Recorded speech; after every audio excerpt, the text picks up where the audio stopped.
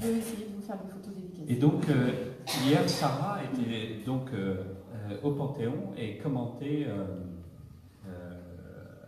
l'arrivée de Simone Veil et de son époux au Panthéon. Donc on va essayer de vous raconter un peu l'histoire de Simone Veil via le livre, donc la dernière biographie de Simone Veil, Éternelle rebelle, qui est sorti il y a quoi, 1 an à peu près ? Oui, 1 an et demi, et il est sorti en poche tout récemment. Voilà, d'ailleurs vous pouvez retrouver à la médiathèque le livre, ainsi que le livre sous forme de liseuse. Donc pour ceux qui auront envie de se plonger dans l'histoire de Simone Veil, vous pourrez le lire sans aucun problème. Alors déjà, on va démarrer par rapport à ce qui s'est passé hier, puisque si on a des interrogations sur pourquoi cela a été fait, pourquoi le président de la République a décidé que Simone Veil et son époux rentrent au Panthéon, il faut savoir que déjà ça a été un record d'audience, puisqu'il y a eu 2 millions de téléspectateurs qui ont suivi l'événement sur France 2, donc pour Sarah commenter auprès de Julien Bugier. Julien Bugier, oui. Voilà, c'est ça. Et toi, tu y étais hier, donc raconte-nous un peu, parce que nous, on a vu ça à la télévision. Alors, je ne sais pas si parmi vous, certains ont vu la cérémonie. Est-ce que vous avez vu quelques moments ? Oui. Tout ? Ah, très bien, d'accord. Même un jour un destin qui est repassé hier soir, effectivement, oui. On en parlera justement tout à l'heure. Alors la cérémonie, c'est vrai que c'était un moment très, très fort. C'est vrai que c'est une décision du président de la République, d'Emmanuel Macron, qu'on vient d'entendre. Et c'est un record puisque c'est la première fois que c'est aussi rapide entre le décès d'une personne et sa panthéonisation. Et c'est vrai que c'est quand même très court puisque c'était à peine 1 an, jour pour jour. Alors c'était une décision effectivement du président de la République. Il l'avait annoncé lors de l'hommage à la nation de Simone Veil aux Invalides, dans la cour des Invalides. Il l'a proposé en fait à la famille de panthéoniser effectivement Simone Veil. Ses enfants avaient dit à une condition, que son mari, que notre père Antoine puisse entrer avec elle au Panthéon, parce qu'ils n'envisageaient pas en fait de séparer leurs parents, puisque leurs parents ont vécu 67 ans de vie commune. C'est une belle histoire d'amour et c'est surtout à la fois l'homme de sa vie, son conseiller de l'ombre. C'est lui qui l'a accompagnée dans toutes les épreuves qu'elle a traversées et surtout à son retour des camps en 1945, lorsqu'elle est rentrée des camps de la mort.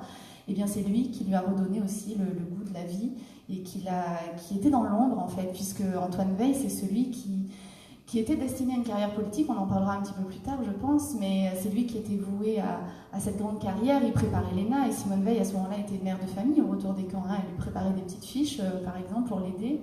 Et puis après, voilà, quand il a vu qu'elle embrassait ce fameux destin, eh bien, il a eu l'intelligence de s'effacer et de la laisser passer. Donc c'est aussi comme ça que se construit un destin, parce que sinon, il n'en aurait peut-être pas été la même chose. Alors, la cérémonie d'hier, c'est vrai que c'était une cérémonie très symbolique. Vous l'avez entendu, vous avez dû le voir, puisque les corps de Simone et Antoine Veil ont été d'abord exposés au public vendredi et samedi, toute la journée. Ils étaient au mémorial de la Shoah. Et pourquoi le mémorial de la Shoah ? Parce que c'est de là que les enfants avaient souhaité que le corps de leurs parents parte de ce lieu-là. Le président de la République avait proposé d'autres lieux, l'Assemblée nationale par exemple, des lieux de pouvoir. Mais les enfants avaient dit que voilà, leur mère n'avait jamais siégé à l'Assemblée vraiment, à part en tant que ministre. Donc c'était le moteur de sa vie en fait, sa plus grande blessure et tout ce qu'il a construit. C'était effectivement la déportation et le mémorial de la Shoah. Elle l'a d'ailleurs construit. Elle était présidente de la Fondation pour la mémoire de la Shoah. Donc les sœurs Cueil sont parties de là, accompagnées de la garde républicaine. Et puis ils ont remonté la rue Soufflot pour entrer au Panthéon. Et il y a eu effectivement beaucoup de moments très symboliques. On a entendu des chants, que ce soit la Marseillaise, chantée par Barbara Hendricks, le chant des déportés, qui était le symbole de la déportation, ce chant des marées. Et puis il y avait l'hymne en fait de l'Europe, l'Ode à la joie de Beethoven. Et voilà, donc il y a eu des moments très forts avec des enfants, avec une femme, avec la garde républicaine. Et puis surtout, moi, ce qui m'a le plus frappé, c'est que Simone Veil, au moment d'entrer dans le Panthéon, est suivie en fait par toute sa famille. Elle a eu 7 enfants, elle a eu 3 enfants, 7 petits-enfants et 12 arrière-petits-enfants. Et elle a d'autres petits-enfants, d'autres arrière-petits-enfants arrivent encore. Et je trouve que c'était vraiment très émouvant de les voir comme ça avancer, de voir des adultes, de voir des enfants qui la suivaient derrière ces grandes portes du Panthéon, parce qu'elle, en fait, est rentrée orpheline des camps. Et toute sa vie, son jardin secret, finalement, et ce qui l'a soutenu, ce qui l'a aidé à avancer, c'était sa famille. Donc c'était un moment très fort et très beau. Et on a vu que aussi tout le long du parcours, il y avait des Français qui ont applaudi, même pendant la cérémonie, pendant les moments de, non pas de silence, mais pendant les moments de pause, il y a eu pas mal d'applaudissements. Donc forcément, c'est quelqu'un de très populaire, mais on sentait qu'il y avait l'adhésion du public français. Oui, et c'est vrai que Emmanuel Macron l'a rappelé, lui a dit ce sont les Français qui ont voulu qu'elle entre au Panthéon. C'était sa décision, mais finalement c'était quelque part celle de tous les Français. Parce que c'est vrai que beaucoup de gens sont venus, beaucoup de gens se sont penchés, sont venus se recueillir vendredi, samedi au mémorial de la Shoah devant son cercueil, comme s'ils voulaient finalement la toucher un petit peu une dernière fois, voir cette femme qui était une icône, qui devenait tout d'un coup un petit peu plus proche et puis qui allait leur échapper pour ce dernier voyage. Et c'est vrai que Simone Veil, après la loi sur l'IVG, même si elle ne voulait pas que la loi porte son nom, parce que pour elle, elle avait fait bien d'autres choses aussi, elle a été tout de suite la ministre la plus populaire du gouvernement. Dès 74-75, elle est en tête des sondages. Et en fait, c'est une place qu'elle ne va jamais quitter. Aujourd'hui encore, en France, quand il y a des sondages, eh bien effectivement, Simone Veil est la personnalité féminine la plus populaire de France. C'est quand même assez incroyable. Alors, il y a plusieurs choses qui expliquent ça, évidemment, parce que d'abord, tous ces combats, il y a son combat pour les femmes, son combat contre l'antisémitisme, son combat pour l'Europe, son combat pour la paix. Donc tout ça rassemble finalement. Elle a su quelque part rassembler les Français parce qu'elle n'était ni vraiment de gauche, ni vraiment de droite. Elle n'a jamais souhaité appartenir à un parti politique, elle n'a jamais voulu entrer dans un parti. Voilà, pour les élections européennes, elle était dans le parti de Valéry Giscard d'Estaing, mais sinon, elle n'a jamais voulu rentrer dans un parti parce que selon elle, elle était trop rebelle pour ça, justement. Elle ne souhaitait pas faire des compromis, rentrer dans de la politique politicienne, donc elle préférait agir concrètement. Et c'est ce qui fait, je crois, qu'elle est aussi populaire. Alors, quand moi j'ai discuté pour mon enquête, pour le livre, pour le documentaire, avec beaucoup de ses proches et des gens de sa famille, mais aussi des amis d'enfance qui l'ont vue depuis toute petite, que ce soit au scout, que ce soit au camp, ou que ce soit plus tard dans son parcours politique, eh bien, beaucoup me disaient, mais pourquoi ne s'est-elle pas présentée à la présidence de la République? Parce que beaucoup, je crois, en France, auraient rêvé finalement de l'avoir comme présidente. Ça aurait peut-être été la première présidente de la République. Oui, effectivement, c'est une question qu'on peut se poser. Alors, on va peut-être essayer, si vous êtes d'accord, de raconter un peu l'histoire de Simone Veil de façon un peu chronologique. Le titre Éternelle rebelle, en fait, c'est lors du discours d'intronisation de Simone Veil pour son entrée à l'Académie française. C'était donc Jean d'Ormesson qui a fait son discours et justement c'est lui qui a prononcé ça lorsqu'il l'a présenté, et ça rejoint effectivement ce que tu dis où elle n'était pas forcément dans les partis politiques et qu'à plusieurs reprises elle a aussi défendu des choses qui n'étaient pas forcément les mêmes que les partis politiques auxquels elle aurait pu être attachée. Donc voilà. Donc effectivement, Simone Veil faisait partie d'une famille, alors c'est toi qui vas raconter, mais son nom de jeune fille c'est Jacob, et malheureusement, même si elle a eu une vie agréable, au moment de la Seconde Guerre mondiale, elle a donc été déportée avec sa famille, et ils ont d'ailleurs été séparés en deux groupes, puisque son père et son frère sont partis vraisemblablement en Estonie, et elle est partie avec sa mère, sa sœur, justement pour Auschwitz. Donc on va peut-être te laisser raconter, parce que bien évidemment c'est fondamental, on ne peut pas comprendre l'histoire de Simone Veil si on ne comprend pas cette période-là qui est fondamentale dans sa construction, mais aussi dans toute sa vie. Tu me disais tout à l'heure, quand on parlait à nouveau d'elle, qu'elle a eu une vie certes incroyable, inspirante, mais en même temps elle a eu une vie ponctuée de drames quasiment tout le temps. Oui, beaucoup de ses proches et de ses amis d'enfance, justement, disent souvent que c'est beaucoup pour une seule personne, on va en parler. Alors effectivement, c'est Simone Veil est née Simone Jacob, elle est née en 1927 à Nice. En fait, ses parents étaient à Paris, mais son père, André, avait voulu partir sur la Côte d'Azur pour participer un petit peu à l'essor de la Côte d'Azur, construire des hôtels, la Riviera. Et à ce moment-là, il gagne beaucoup d'argent, c'est une famille assez prospère, elle est d'une famille juive, mais complètement laïque. À ce moment-là, c'est une famille qui aime la littérature, ce sera le clin d'œil aussi au moment de l'Académie française. Son père est très érudit, sa mère aussi. Et sa mère, c'est vraiment le modèle de sa vie. On va en parler, mais c'est vraiment la figure qui va l'inspirer, parce que sa mère a fait de brillantes études de chimiste, mais elle n'a jamais travaillé parce que son mari s'y opposait. Il faut dire que c'est vrai que dans les années 30, c'était quand même assez rare de travailler, mais elle avait déjà quand même ce côté aussi un petit peu précurseur, disons. Et Simone Jacob est la seule des 4 enfants, puisqu'il y a 4 enfants dans cette famille. Il y a 3 filles et un garçon, et elle est la petite dernière. Et en 1927, elle naît à Nice, donc au moment où sa famille s'est installée à Nice. Donc elle a une enfance très belle, où elle passe beaucoup de temps avec sa mère, où sa mère aime beaucoup recevoir ses 3 filles sur son lit pour de longues discussions, quelque chose que Simone Veil va plus tard reproduire. Elle n'aura jamais de filles, à son grand regret, mais c'est vrai qu'avec ses fils et surtout avec ses petites filles, elle va passer beaucoup de temps comme ça. Son lit qui va être très important, même au moment de la loi sur l'IVG, elle va écrire son discours sur son lit. Jusqu'à la fin de sa vie, c'est le lieu où elle va, qui sera un petit peu comme un cocon en fait, et dans sa chambre, elle va d'ailleurs afficher tous les membres de sa famille autour de ce lit. Donc c'est quelque chose de très symbolique. Et donc elle grandit à Nice, voilà. Et puis bon, il y a la crise de 29 où son père perd beaucoup d'argent, donc c'est un peu plus difficile pour la famille. Mais voilà, elle continue jusqu'au bac, où effectivement à ce moment-là, eh bien, la guerre a déjà commencé. Voilà, en 39, elle entend un petit peu tout ce qui se dit. Elle a ce caractère rebelle dont on parlait tout à l'heure. Toute petite, elle est déjà très rebelle. Elle a ce caractère puisque son père, par exemple, à table, l'assied à côté d'elle parce qu'elle a toujours quelque chose à dire, elle a toujours quelque chose à contester.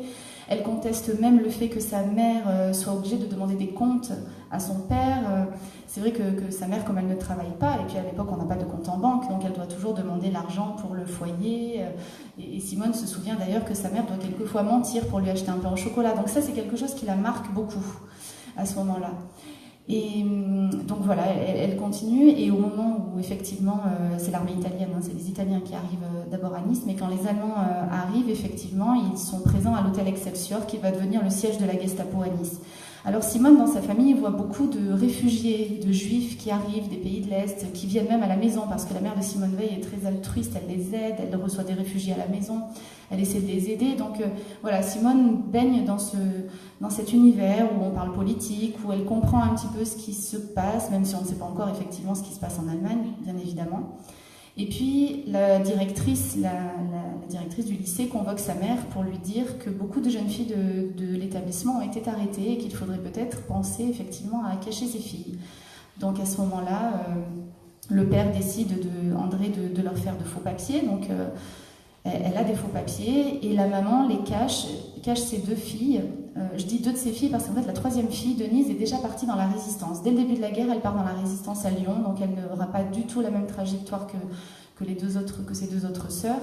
Mais Madeleine et Simone sont cachées dans 2 familles différentes d'un même immeuble à Nice, et Simone est cachée dans une famille où la maman est l'un de ses professeurs de français en fait du lycée.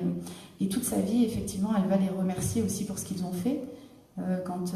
Pour faire un petit lien avec le Panthéon, où elle va reposer près de la plaque qui commémore les Justes, ces Français qui ont sauvé pendant la guerre beaucoup de Juifs et qui ont été décorés pour cela. Et bien, c'est vrai que Simone Veil aura à cœur de rendre hommage à ces Justes, parce que pour elle, cette famille qui l'a cachée pendant toute sa vie, eh bien, elle leur doit la vie, donc elle les remerciera et elle aura toujours un contact avec eux.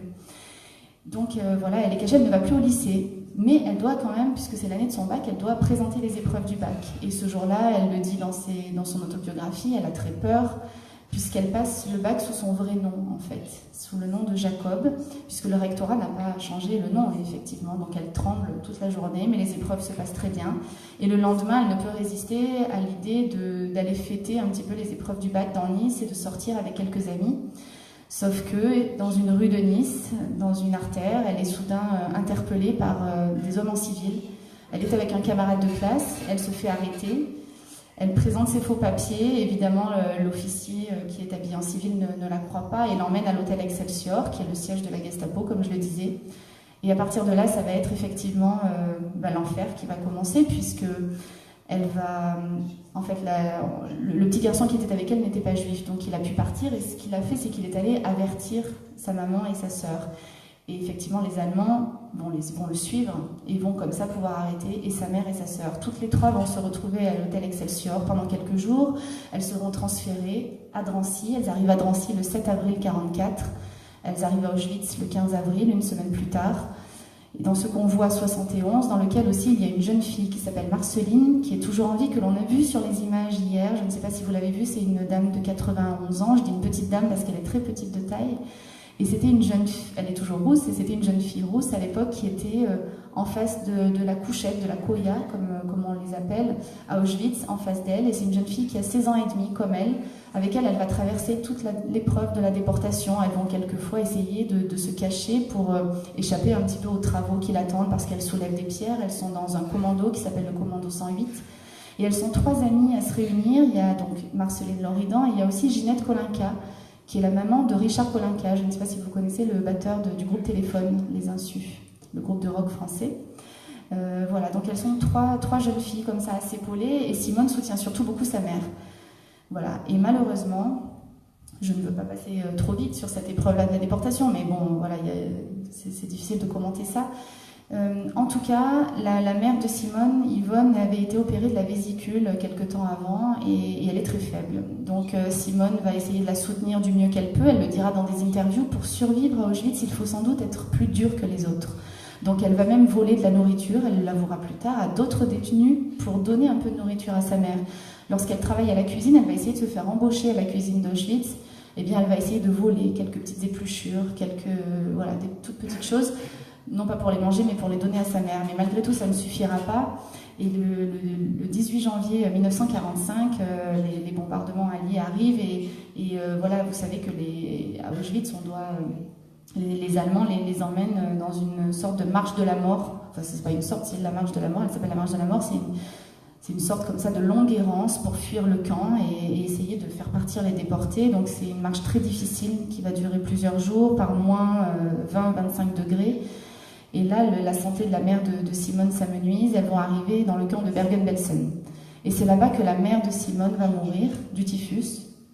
Et c'est à ce moment-là qu'elle dira d'ailleurs que c'est la plus grande épreuve de sa vie. Et donc tout ça pour dire que la figure de sa mère, comme je le disais tout à l'heure, elle va la garder toute sa vie. Quand elle rentre des camps, voilà, elle va effectivement, je vais en parler après, mais rencontrer Antoine Veil, elle va avoir des enfants, parce que sa préoccupation première, c'est de se constituer une famille. Elle n'a plus de nouvelles, je vais y revenir là-dessus, ni de son frère, ni de son père. Elle va vouloir se constituer une famille, mais elle va penser à ce que lui a dit sa mère: si tu veux être indépendant plus tard, si tu veux avoir de l'argent, il faut travailler. Et donc, après avoir été finalement mère de famille pendant des années, elle va commencer à s'inscrire à Sciences Po, commencer à s'inscrire à des études de droit et commencer à travailler. Elle va vouloir être avocate. Son mari va s'y opposer, un peu comme son père l'avait fait. Il y aura une très violente dispute parce que Simone, comme on le disait, est une éternelle rebelle et quand elle avait une idée en tête, elle ne voulait pas la lâcher. Et elle sera finalement magistrate. Ils vont trouver un compromis. Et c'est comme ça qu'elle va commencer sa carrière. Mais l'épreuve de la déportation, c'est vrai que c'est quelque chose qui va la marquer à jamais. Ça va être, comme on disait tout à l'heure, un petit peu le moteur. Et ce caractère rebelle qu'elle avait, il va aussi se déployer au camp. Parce qu'elle va être capable, par exemple, de s'opposer à une gardienne du camp qui s'appelle Stenia, une gardienne polonaise, qui un jour lui dit... l'a fait sortir du rang à Auschwitz. Donc Marceline, qui était présente ce jour-là, dit qu'elle avait très peur parce que sortir du camp à Auschwitz, ça peut vouloir dire qu'on part à la chambre à gaz. Et elle lui dit: toi, tu es trop belle pour mourir, je vais t'envoyer dans un autre camp, le camp de Bobrek, qui est à 5 km. Et Simone ose lui répondre à ce moment-là, elle lui dit: je veux bien, mais si j'emmène avec moi ma mère et ma sœur. Et la gardienne va accepter. Et ce qui va leur permettre aussi d'avoir un petit peu de répit, parce que le camp de Bobrek est un camp de travail, mais il n'y a pas de chambre à gaz. Donc c'est ce qui va aussi peut-être les sauver à ce moment-là.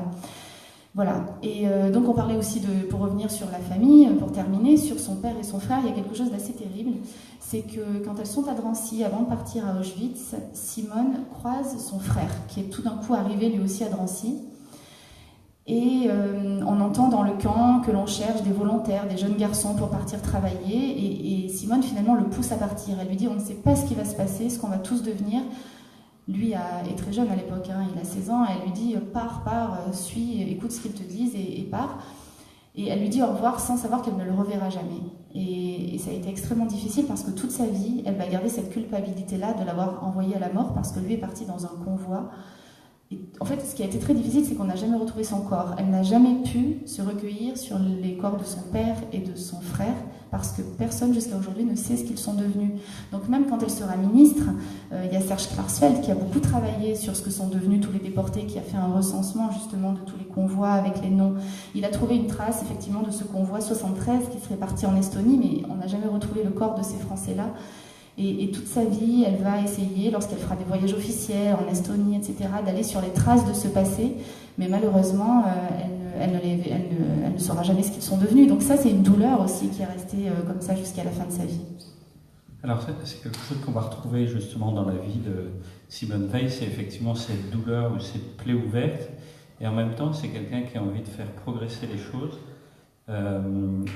Elle est ambitieuse, mais pas pour elle-même, c'est-à-dire qu'elle a envie de faire des choses concrètes. D'ailleurs, elle a imposé à son mari à plusieurs reprises, effectivement, de passer le concours du magistrat, puis à la place de son mari, en fait, d'un moment s'impliquer dans la politique. Ça va commencer assez rapidement, puisque finalement, elle est repérée. Il faut savoir qu'elle travaille sur des dossiers, sur tout le contexte. Sur des dossiers autour des prisons, la réforme des prisons et tout ça, elle va être rapidement repérée. Et c'est à ce moment-là qu'en fait, elle fait son entrée en politique malgré elle. Oui, c'est vraiment malgré elle, et c'est à ça que tient un destin, c'est ça qui est incroyable. Elle le dira elle-même, je suis entrée en politique complètement par hasard, et ce destin-là, il est arrivé, il tenait finalement à peu de choses. Alors c'est vrai qu'au départ, comme on le disait tout à l'heure, elle veut être magistrate parce qu'elle a entendu que le concours de magistrate était ouvert aux femmes depuis peu de temps. Donc elle devient magistrate, et là, elle travaille à l'administration pénitentiaire, c'est-à-dire qu'elle fait le tour de France des prisons. Elle va voir ce qu'est l'état d'ailleurs des prisons, ce que deviennent les détenus, et elle s'intéresse beaucoup aux détenus femmes. Et elle se rend compte effectivement que dans les années 50, en France, eh bien, l'état des prisons est catastrophique. Elle voit des barbelés, elle voit des femmes qui ne mangent pas à leur faim, elle voit des femmes qui n'ont pas accès à la culture. Et cela, évidemment, lui rappelle ce qu'elle a vécu elle au camp. Donc ça la révulse, ça la révolte. Elle fait exprès d'aller en fait dans les prisons de façon complètement inattendue, parce que bien souvent, les directeurs de prison lui ont préparé une jolie cellule bien aménagée, avec un détenu choisi sur le volet. Et donc, elle va faire exprès de débarquer à l'improviste, avec ce caractère qu'elle a, qui, quand on l'entend dans les archives, est très fort et assez imposant. Donc elle va vivre ça comme une vraie mission. Elle va même m'ont raconté ses enfants en plein été, lorsque la famille part en Espagne, par exemple, sur la route de Paris à l'Espagne en voiture. Eh bien, elle va dire à ses enfants, attendez, je m'arrête là dans une prison, donc à l'improviste. Et eux attendent sur le parking en plein soleil pendant des heures parce qu'elle les oublie complètement. Donc elle est complètement absorbée par cette mission, et c'est assez drôle à raconter aujourd'hui, ses enfants s'en amusent, mais c'est vrai que ça prend une part très importante dans sa vie. Même son mari, au bout de 7 ans, lui dit que c'est quelque chose de très prenant, mais elle fait des rapports. Et ces rapports-là, finalement, servent à quelque chose, ça évolue, puisqu'aujourd'hui encore, si des femmes ont accès à des bibliothèques en prison, c'est grâce à elle. Et c'est pour ça qu'elle ne voulait pas aussi qu'on retienne que la loi Veil sur l'avortement, sur la légalisation de l'avortement. Elle a fait bien d'autres choses, sur l'adoption, des lois sur le tabac, et puis effectivement sur les prisons. Et puis ce qui est incroyable, c'est qu'à côté de ça, eh bien, son mari, lui, réussit l'ENA, comme on le disait tout à l'heure.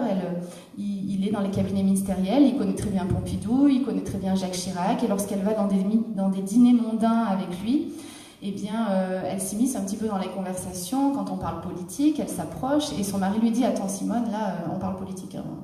Voulant dire c'est pas pour toi, pardonne-nous. Donc c'est assez drôle, elle est comme ça, comme une petite souris, elle regarde ce qui se passe, et puis tout d'un coup le journal Marie-Claire, en fait, le magazine Marie-Claire sort une sorte de gouvernement fictif. On est en 1974, où on voit Simone Veil en Premier ministre, parce qu'elle s'est fait remarquer, comme on le disait, par son travail sur les prisons. Alors là, ça étonne tout le monde. Elle va à un dîner où elle prend les choses très mal, et elle part du dîner, d'ailleurs, elle le dira, parce que les femmes de ce dîner se moquent d'elle, en fait, en disant « Mais qu'est-ce que c'est que ça, Simone Veil ministre? Non mais d'où ça sort ?» Voilà, c'est assez étonnant. Et puis, arrive 1974, où Valéry Giscard d'Estaing, président de la République, a promis de nommer des femmes au gouvernement.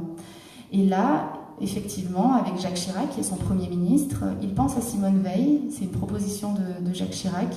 Et lorsqu'elle de Marie-France. Oui, avec dans l'oreille, effectivement, Marie-France Garot, sa conseillère, qui lui a soufflé le nom.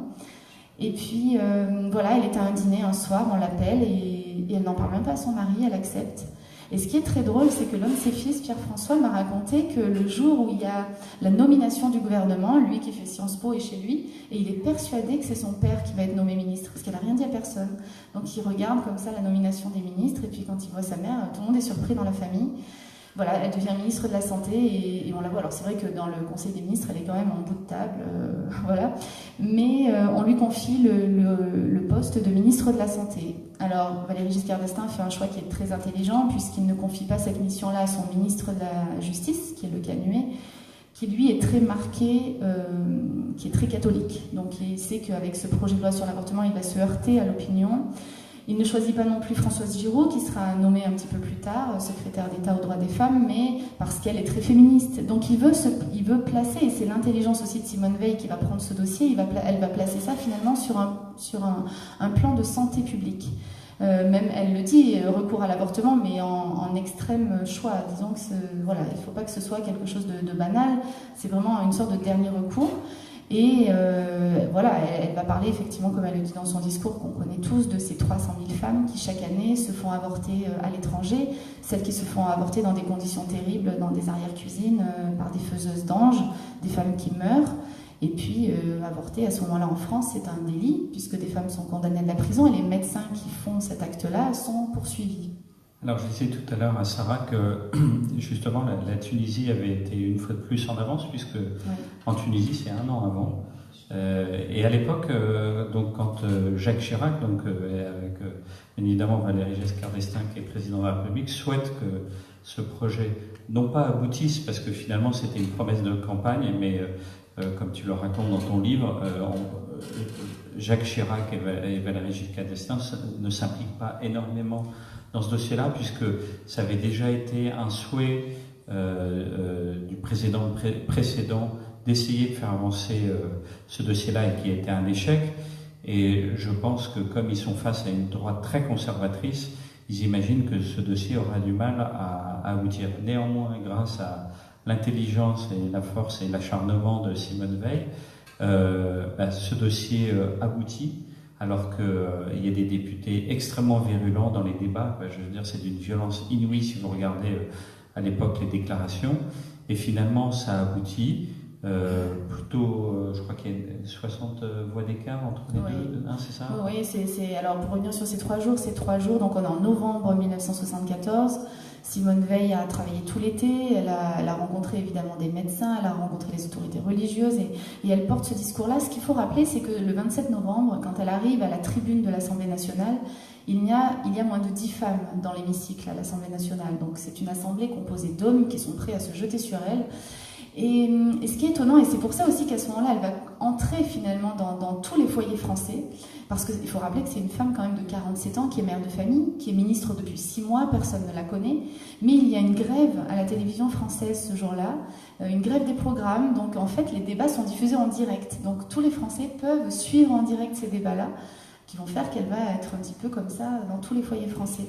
Et ces 3 jours et 3 nuits sont très difficiles. Effectivement, Chirac ne s'en mêle pas trop au départ, il dit que c'est une affaire de bonne femme, voilà. Valéry Giscard d'Estaing quand même la soutient, l'appelle le soir pour savoir comment ça se passe, parce que les attaques sont très dures. Au départ c'est des attaques sur le projet de loi, sur elle, mais au fil des jours, au fil des heures, ça va durer 3 jours, 3 nuits, comme je le disais. Il y a des photos qui la montrent extrêmement fatiguée, on croit qu'elle pleure, elle se prend la tête entre les mains, parce qu'il faut tenir aussi physiquement.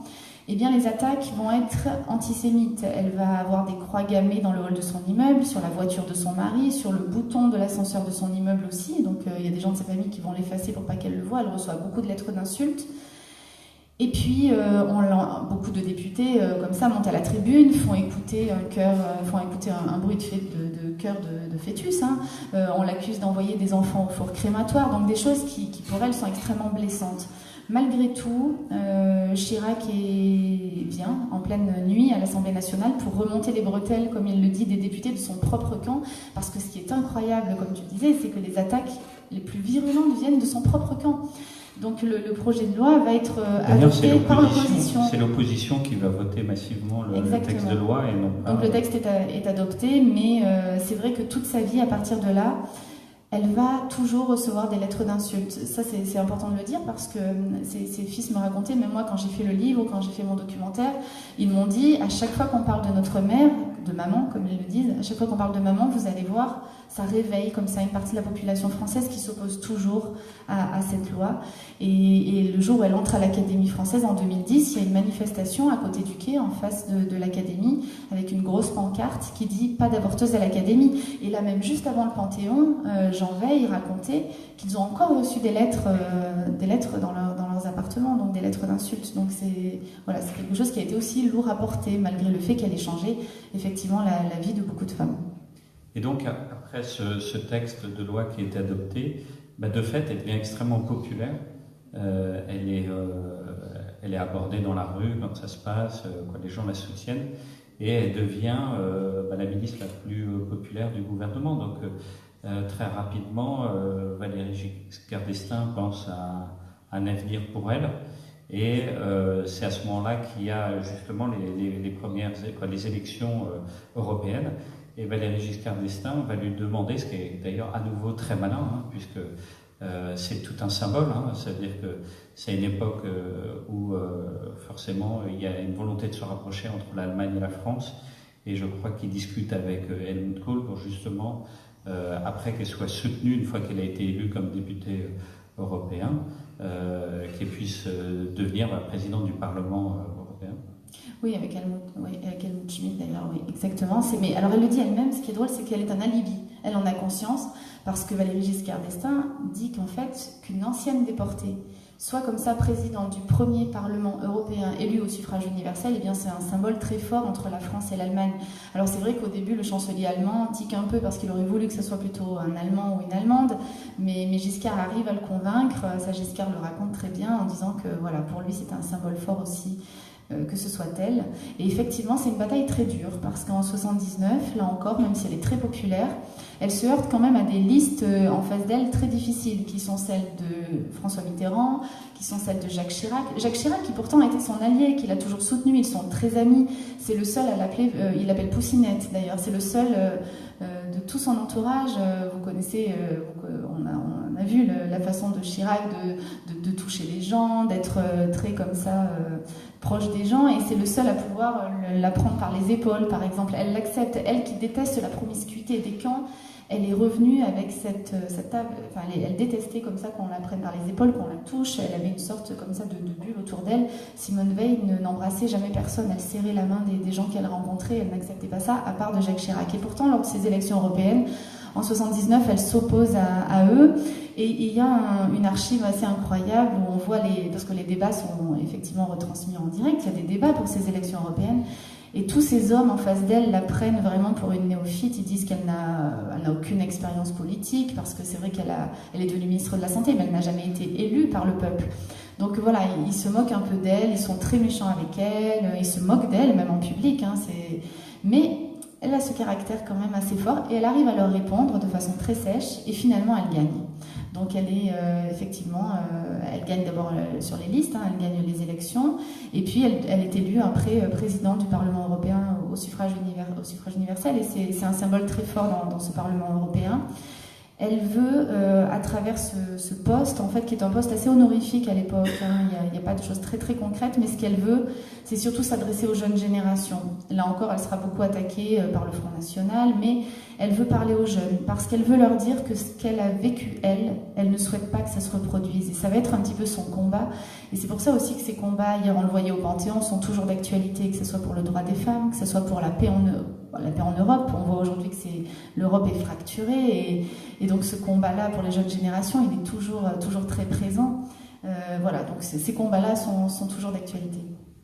Alors justement, autant il y a un vrai respect, une vraie complicité, beaucoup de bienveillance avec Jacques Chirac. Après, donc en 81, c'est François Mitterrand qui est élu.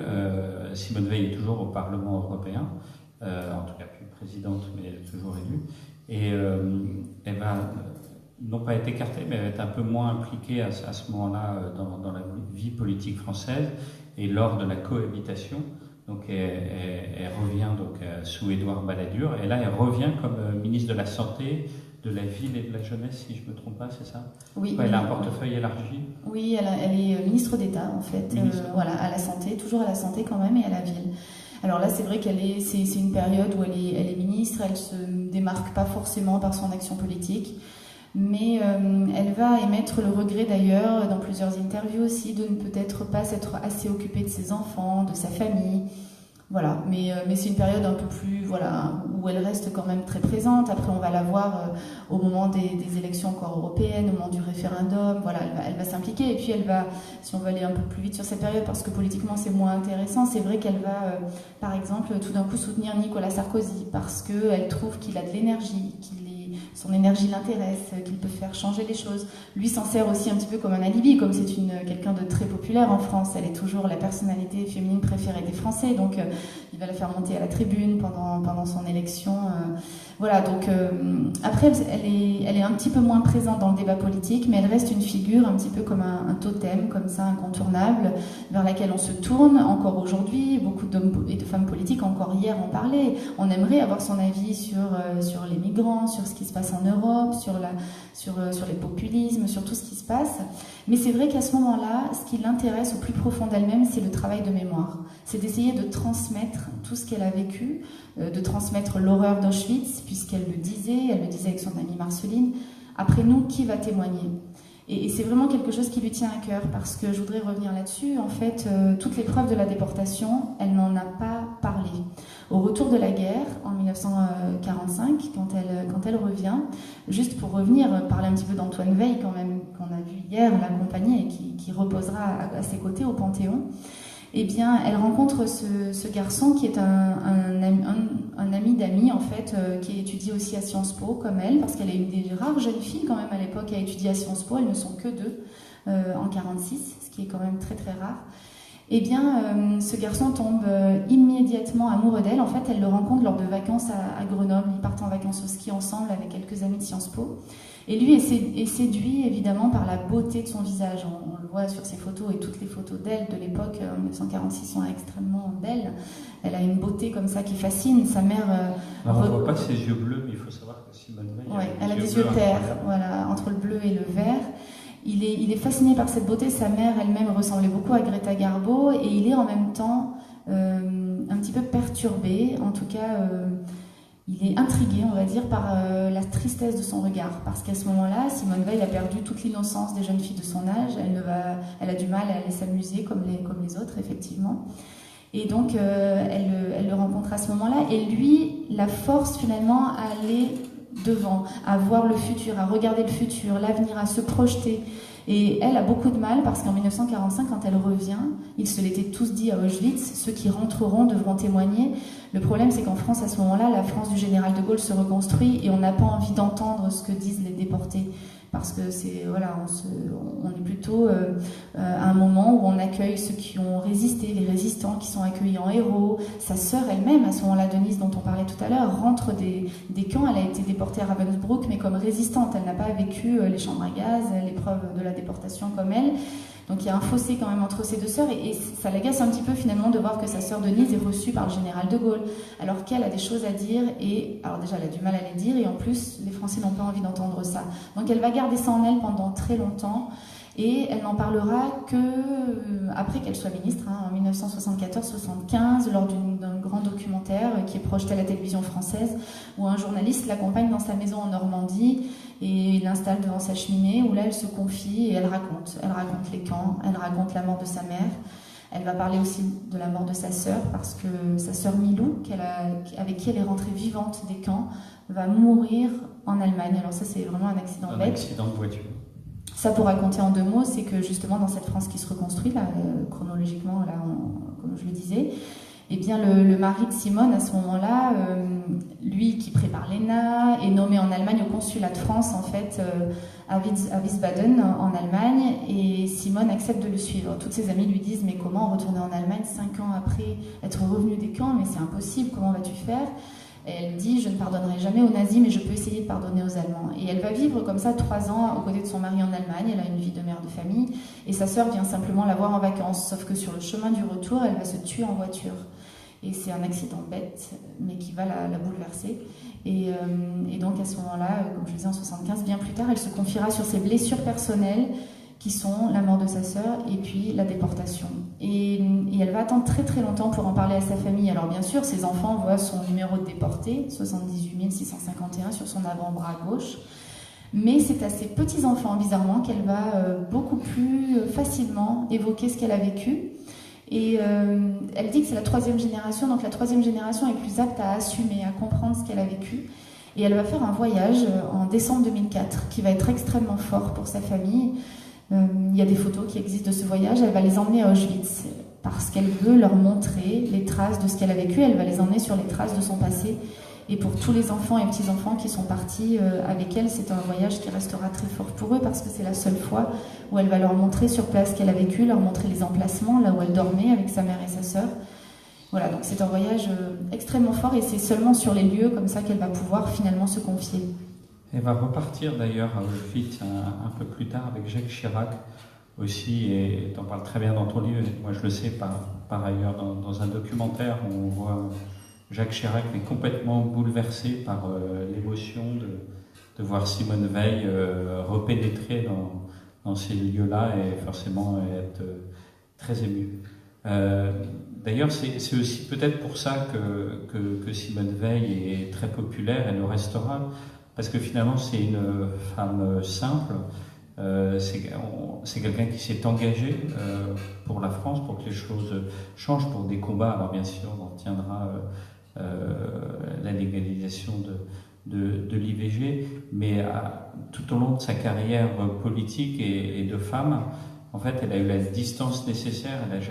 On n'a jamais parlé d'elle comme une espèce d'animal politique, comme il y en avait à l'époque, que ce soit Jacques Chirac, Valéry Giscard d'Estaing, François Mitterrand. Il faut quand même se rappeler qu'elle bataillait dans les débats politiques avec des lions, quoi. Je veux dire, c'était beaucoup plus violent qu'aujourd'hui, quoi. C'est-à-dire qu'aujourd'hui, c'est quand même les débats politiques sont des choses assez normées, minutées, machin. À l'époque, il se faisait pas de cadeaux. Oui, et même son assistant parlementaire qui n'avait jamais parlé. Et si vous avez vu mon documentaire hier soir, il raconte, c'était la première fois qu'il s'exprimait.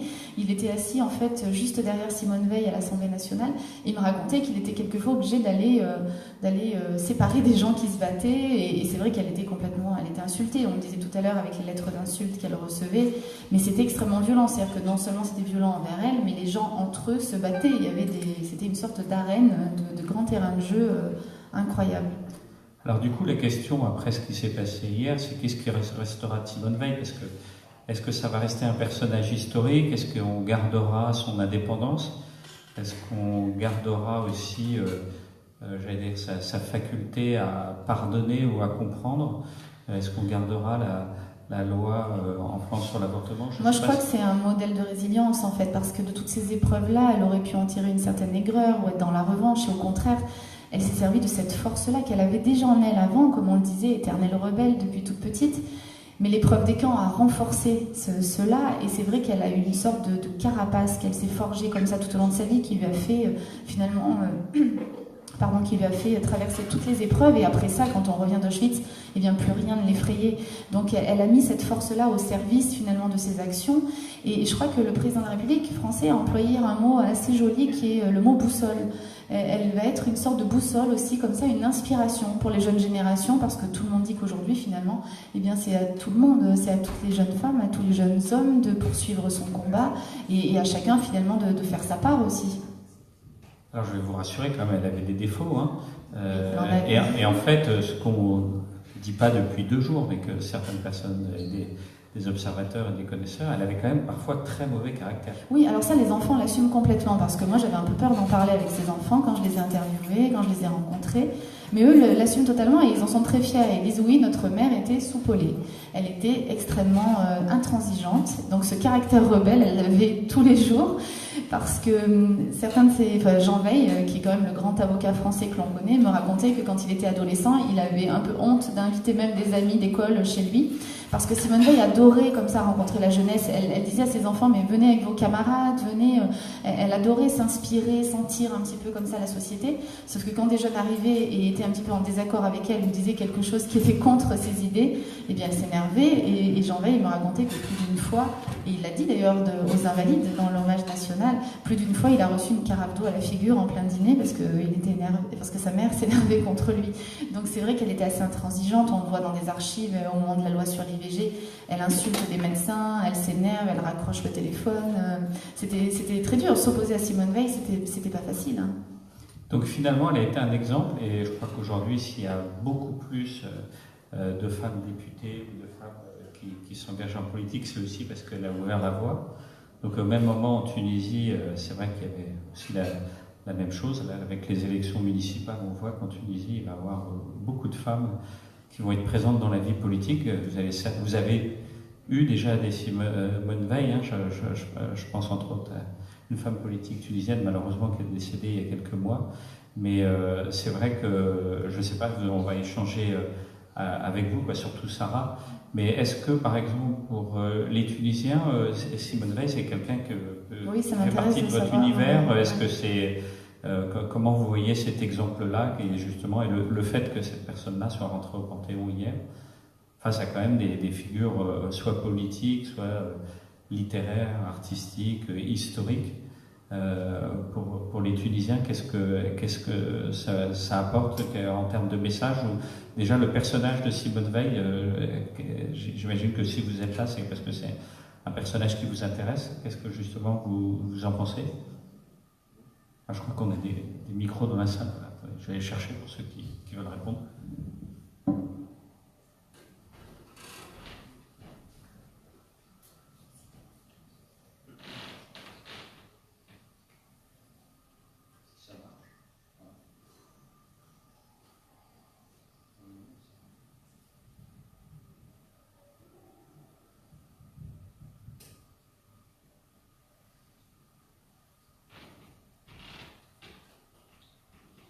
Allez-y, posez-le. On vous entendra. Il y a celui-là qui est déjà assez long, de toute façon. Est-ce qu'il y a quelqu'un qui veut prendre la parole? Non? Si? Vous avez de la chance? Ouais. Moi, j'ai tout le temps fait une confusion, et je m'en excuse d'ailleurs, entre les deux Simone Veil. Et oui, la philosophe, oui. Oui. Alors, dans mon esprit, pendant des dizaines, enfin, quelques temps. Mais vous savez, beaucoup de gens font la confusion, vous n'êtes pas le seul. Hein. Et puis, elle était auréolée à mes yeux par cette bataille sociale. L'autre, je parle de l'autre, mais parce qu'elle a beaucoup fait avancer le point du travail. Mais donc, dans mon esprit, c'était une confusion pendant un certain nombre d'années. C'est pas le même orthographe, il y a un W. C'est W pour la philosophe. Bah oui, Ouais. enfin, vous savez, on ne peut pas comme pour moi, Simone Veil, c'était D'ailleurs, elle était décédée en 1943, l'autre. Oui, beaucoup plus haut, oui, elle est beaucoup plus ancienne. Beaucoup plus ancienne. Ouais. Mais beaucoup de gens font la confusion. Et hier encore, on voyait des Simone Veil avec un W, même dans les médias, hein, vous savez. En tout cas, voilà ce que j'ai voulu dire. Mais en tout cas, ce sont deux femmes fortes, deux femmes modèles. Oui. Absolument. Oui. Mais pour moi, qu'elle peut apprendre aux Tunisiens, elle apprend à l'univers entier, quoi. Elle a atteint l'universel. Complètement. Et c'est vrai que quand on dit qu'elle est entrée à l'Académie française, elle a eu le terme d'immortelle, ce qui est très beau finalement. Et plusieurs de ses amis qui étaient avec elle à Auschwitz me racontaient, me disaient, c'est quand même incroyable. Elle qui était destinée pour les nazis à mourir, dont les nazis avaient décidé qu'elle devait mourir, eh bien elle est devenue immortelle finalement. Donc c'est un joli terme qui lui convient très bien. Alors elle était très fidèle en amitié, puisque en fait, malgré le rôle politique qu'elle a eu à plusieurs reprises, ce qu'elle aimait par-dessus tout, c'était retrouver ses deux copines. Oui, en fait, alors ça c'est vrai que c'est très important, oui, pour faire le lien avec ce qu'on disait justement Ginette et Marceline. Sur la déportation et sur ce travail de mémoire. C'est vrai que quand ces trois copines qui se sont connues à Auschwitz, eh bien, après ce qu'elles ont vécu, c'est difficile de couper les liens. Elles avaient besoin de se retrouver. Et puis, comme elles le disaient elles-mêmes, au moment où personne ne voulait les entendre aussi, c'était le seul moyen pour elles de parler, de raconter l'indicible, juste en étant ensemble, sans finalement avoir besoin de mettre des mots sur ce qu'elles avaient vécu, parce qu'elles savaient qu'elles se comprenaient, sans devoir parler finalement. Et ce sont des moments très importants pour Simone. Elle les a vécus, c'était une fois par semaine, quelquefois un peu moins, mais en tout cas, elles avaient ces moments-là auxquels personne d'autre n'avait accès. Même son mari Antoine n'était surtout pas convié. Et c'est des moments qu'elles ont gardés, qu'elles ont conservés jusqu'à la fin de la vie de Simone Veil.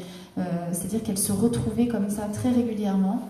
Et c'est assez touchant d'ailleurs, parce que même quand Simone Veil était très fatiguée, qu'elle était déjà un petit peu malade, eh bien Marceline me racontait qu'elles étaient ensemble comme ça, et Simone d'ailleurs avait une sorte de réminiscence aussi des camps. C'est-à-dire que quand elles prenaient le café, toutes les trois, eh bien elles voyaient leur amie, et c'était difficile pour elles parce que Simone était plus fatiguée que les deux autres. Eh bien Simone, comme ça par exemple, subtilisait les petites cuillères, vous savez, sur les tasses à café, et elle les mettait dans son sac. Et ses amis se demandaient, en fait, mais elles ont tout de suite compris, c'est qu'à Auschwitz, elle a tellement manqué du fait d'avoir même une cuillère pour boire la soupe, que voilà, c'était comme si elle voulait conserver ça et elle avait peur de manquer. Elle glissait ses petites cuillères dans son sac. Ça, c'est une petite anecdote, mais voilà, pour dire que ce sont des moments où elle pouvait finalement être elle-même et être toutes les trois ensemble. Et c'est très dur aujourd'hui pour ces deux amies. Elles étaient toutes les deux présentes hier au Panthéon à la cérémonie. On a vu Ginette, on a vu Marceline. Et pour elles sont très fières aussi parce qu'elles se disent que finalement c'est aussi une fille de Birkenau qui est au Panthéon finalement aussi. Mais pour elles c'est à la fois, et pour ses enfants aussi, c'est à la fois un très grand honneur que leur amie, que leur mère soit au Panthéon, mais c'est aussi un arrachement quelque part parce qu'elles ne pourront pas aller se recueillir de façon un peu plus simple, comme ça dans l'intimité. C'est beaucoup plus imposant et maintenant elle appartient finalement à tout le monde. Alors, il y a une question que je me pose, justement, parce que là, ce qui n'est pas le cas, mais il faut savoir aussi que Simone Veil, c'était aussi des tailleurs, elle avait toujours le même type de tailleur, assez strict, son chignon, même son apparence peu maquillée, quand elle était interviewée ou lorsqu'elle était dans des débats ou qu'elle apparaissait à la télévision, on voyait toujours quand même ce côté limite janséniste, quoi. Et la question que je me posais en voyant des images hier, c'est en fait, est-ce que Simone Veil était moderne parce que finalement, elle a défendu des idées modernes, elle a eu une approche assez moderne, j'allais dire, de la vie politique, mais au fond d'elle, est-ce qu'elle était vraiment moderne? Non, et je pense que la plus moderne dans le couple, c'était quand même elle, par rapport à son mari. Son mari était quand même beaucoup plus conservateur, mais c'est vrai qu'au départ, elle a des idées plutôt conservatrices. Et puis, elle a cette apparence très bourgeoise, finalement, alors qu'elle ne l'était pas forcément, mais elle vivait quand même dans un milieu bourgeois avec son mari. Donc, c'est vrai que c'est tailleur, son chignon, voilà. Mais malgré tout, elle a essayé de faire avancer. Elle était plutôt précurseur, je dirais, que moderne, parce que c'est vrai qu'elle a quand même des idées assez conservatrices. D'ailleurs, sur l'avortement, au départ, comme je le disais tout à l'heure, c'est pas l'avortement pour l'avortement. C'est l'avortement sur un plan de santé publique. Et l'avortement ne doit être qu'en dernier recours. Surtout aussi, on a un micro qui arrive, on a réussi à le faire marcher. Exactement. Ah, bien sûr, c'était la liberté quand même des femmes avant tout. Allez-y, madame. Il y a Rami qui va arriver avec le micro, parce que lui, il n'est pas comme moi, il n'est pas nul. Oui, merci.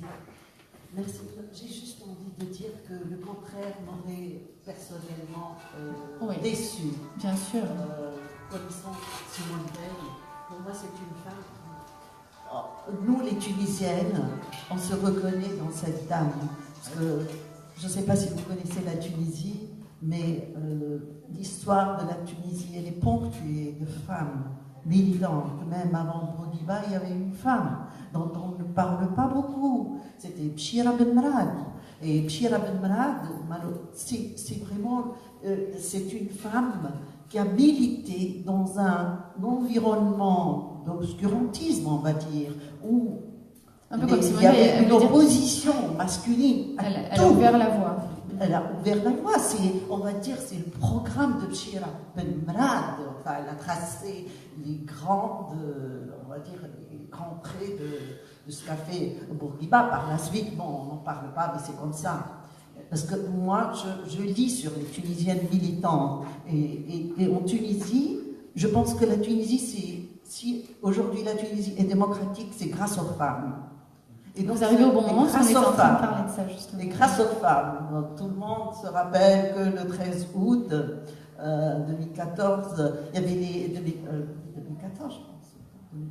Et il y avait des femmes qui se sont opposées à la Constitution, on ne voyait pas cette Constitution qui est la nôtre. Et donc, je pense que la plupart des Tunisiennes sont vraiment très contentes que cette dame-là, et pour tout simplement parce que c'est une femme qui milite pour les droits des femmes. Et ce qui me plaît en Simone Veil, c'est quand elle dit que c'est pas une histoire de femme, c'est un droit. On a le droit de disposer de son corps. Et ça, c'est très fort. Chacun, pour qu'elle ait le choix, en fait. Absolument, absolument. Et donc, disposer de son corps, c'est la liberté. C'est la liberté en vrai sens du mot, la liberté personnelle, être soi d'abord, et ne décider que pour soi. Ça, c'est... Donc, non, c'est juste pour vous faire part d'un sentiment Mais Alors, donc le contraire Tout à fait. nous aurait, enfin, la Elle plupart souhaitait ça, des effectivement, vous le dites nous très auraient bien, c'est ça, c'est la délaissés. liberté et le fait de leur laisser le choix, qu'elles puissent avoir le choix. Absolument, absolument. Voilà. Merci.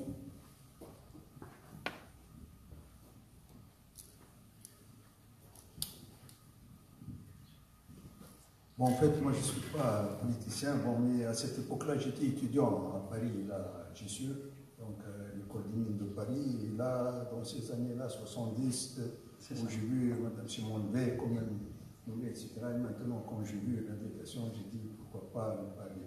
Bon, à partir de ce que vous avez raconté un peu dans votre livre, c'est que le parcours de Mme Simone Veil, donc ça a été beaucoup mitigé, d'une famille où elle lui a inculqué le rôle du travail, elle doit travailler pour gagner de l'argent. Ensuite, il a eu ces camps de déportation. Ensuite, il y a la France quand même, tout ce qu'on a été formé là-bas. Donc il y a certaines valeurs humaines, les droits de l'homme, etc. Quelle est la part là, qui a fait de Simone Veil, à qui elle cette notoriété, comme vous l'avez vu, l'avortement c'est Bourguiba en fait. Et Bourguiba, quand même, il a eu quand même une certaine personnalité là. Lorsqu'il disait quelque chose, même au Ramadan, là, il boit le jus, et puis tout le monde, là, les femmes, ils enlèvent le safsir, et puis tout le monde. C'est difficile maintenant d'avoir un leader qui fait tout ça. Donc, Mme Simone Veil, quand même, elle a acquis une certaine autorité, et elle commence à faire, si vous avez dit, quand même, c'est un combat. On lui, quand même, faisait des graffitis sur ça, pour quand même, parce qu'on a dit antisémitisme, etc. Mais quand même, elle a su émanciper beaucoup plus la femme, disposer de son corps, faire comme le. Vous voyez, donc c'est une égalité. Comment elle a acquis quand même cette notoriété à travers un parcours très mitigé, et puis chaque structure, chaque composante a fait sa part pour forger sa personnalité. Et puis actuellement, qui va incarner? Ah, mais c'est la question, tout à fait. Donc là, est-ce qu'il va y avoir d'autres, comme on dit? Vous voyez, ce personnage quand même, qui est venu dans l'histoire, et puis ça y est, ça disparaît là, parce qu'on a tous besoin de gens, de modèles aussi, d'icônes, exactement. Et puis qui sortent de nous et qui disent, comme nous, Tahar Haddad, lorsqu'il a voulu émanciper la femme, les gens lui jetaient des tomates. C'est très difficile, vous voyez, surtout dans le monde qui court actuellement, avec le fanatisme, etc.